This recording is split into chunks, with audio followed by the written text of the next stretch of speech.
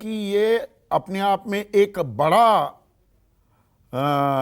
मुद्दा है या बड़ी खबर है दरअसल, कि जो ये 23 तारीख है, और हम लगातार नीचे आपको जानकारी भी दे रहे हैं। अब अखिलेश यादव भी पटना पहुंच गए, उद्धव ठाकरे पहुंच चुके हैं, शरद पवार पहुंच गए, अरविंद केजरीवाल वहां पर हैं, ममता बनर्जी भी आई हैं, उमर अब्दुल्ला आ गए हैं, मुफ्ती महबूबा मुफ्ती वो आ गई। तो जो आप तक आवाज आ रही है सौरभ, मैं आपसे ये जानना चाह रहा था। अच्छा, यहां पर राजीव जेटली, यही सवाल मैं आपसे पूछ लेता हूं। लास्ट मिनट ओमिशंस नहीं हुई हैं कि भाई किसी ने कहा मैं आऊंगा, फिर जी तबीयत नासाज हो गई, कुछ दिक्कत आ गई, कोई जरूरी काम आ गया। तो जो ये विपक्षी एकता की मुहिम चल रही थी, उसमें क्या इसे आप पहला बड़ा कदम के तौर पर देखते हैं कि सब बड़े चेहरे पटना में आते दिखे हैं? ये थोड़ा चिंता का सबब है क्या आपके लिए? संदीप जी बिल्कुल नहीं। आप ये देखिए, एक फर्क बहुत बड़ा देखने को मिलता है भारतीय जनता पार्टी, देश के प्रधानमंत्री और इन सभी राजनीतिक दलों में। जब प्रधानमंत्री जी ने कल यूएस कांग्रेस को एड्रेस किया तो उन्होंने कहा कि I extend my deepest gratitude on the behalf of 1.4 billion people of India. मैं भारत के 1.4 बिलियन लोगों की तरफ से आपके सामने आपको ग्रेटिट्यूड करता हूँ। और दूसरी तरफ राहुल गांधी जी जब विदेशी भूमि पर गए तो उन्होंने वहां पर जाकर के कहा कि भारत का मुसलमान असुरक्षित है। तो आप ये सोचिए, अपने देश को जब दूसरी भूमि पर रिप्रेजेंट करते हैं तो भी आप ऑरेंजेस को कंपेयर कर रहे हैं। आप सेब और राजीव, आप सेब और संतरे की तुलना कर रहे हैं। राहुल गांधी देश के प्रधानमंत्री नहीं है, नरेंद्र मोदी वहां पर गए हैं, स्टेट गेस्ट बनकर गए हैं, वो भारत को रिप्रेजेंट कर रहे हैं। इन दो चीजों को अब आप जोड़ देंगे अपनी राजनीतिक सुविधा के लिए? भी कह सकते थे,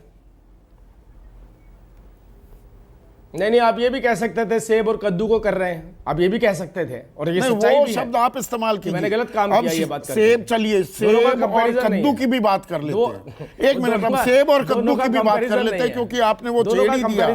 एक मिनट सुनिए ना, एक छोटी सी बात, सुनिए ना राजीव, सुनिए ना, अभी उस बात पे ही बने रहते हैं ना। तो सोल में जाकर, साउथ कोरिया में या बीजिंग में प्रधानमंत्री जब ये कहते हैं 2014 से पहले जो भारत में पैदा हुए थे वो ये समझते थे कि इस देश में पैदा होना शर्मिंदगी है। अरे किस सड़े गले देश में पैदा हो गए, तब देश का सम्मान हो रहा था, अपमान हो रहा था।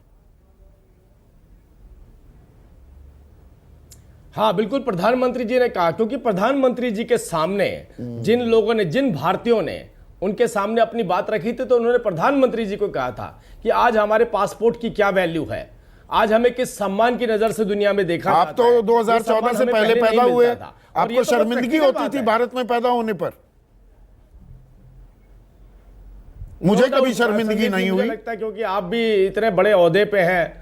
नहीं, आपको नहीं हुई, आपको नहीं हुई, मैं वो अलग बात। आप इतने बड़े ओहदे पे हैं, बड़े बड़े लोगों के साथ आपके संपर्क रहते हैं, और जो विदेशी भूमि पर हैं या यहाँ से भारत से बाहर जाते थे, किस तरीके का रवैया उनके प्रति रखते थे वो लोग, और आज किस तरीके का रखते हैं, उसका अंदाजा मुझे लगता है कि ये बताने की जरूरत नहीं है, पूरा देश जानता है।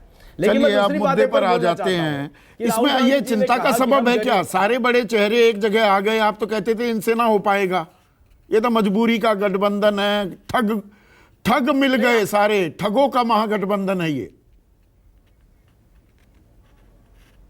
आज बड़ी बात हुई है इस गठबंधन में। इस गठबंधन ने, जो अभी मैं एक न्यूज चैनल पर था, वहां पर एक ब्रेकिंग चल रही थी, उस ब्रेकिंग में यह बताया जा रहा था कि इस गठबंधन ने कहा है मोदी हटाओ का नारा नहीं देंगे। देखिए, एहसास उन्हें है, मोदी हटाओ बोलते ही देश की जनता हमारे खिलाफ खड़ी हो जाएगी। तो उन्होंने कहा हम विचारों की लड़ाई लड़ेंगे। तो एक बात तो स्पष्ट हो गई कि मोदी हटाओ का नारा नहीं देंगे तो मोदी ही प्रधानमंत्री होंगे। मोदी प्रधानमंत्री होंगे, हम नहीं कह रहे हैं, ये इन्होंने खुद इन्होंने कह दिया। अब विचारों की लड़ाई की बात की जा रही है। अब विचारों की लड़ाई आप देखिए, हाँ बिल्कुल, ये ब्रेकिंग चली है और मैं कोट करूंगा, अगर आप कहेंगे तो मैं चैनल को कोट करूंगा, ब्रेकिंग का वक्त भी बता दूंगा।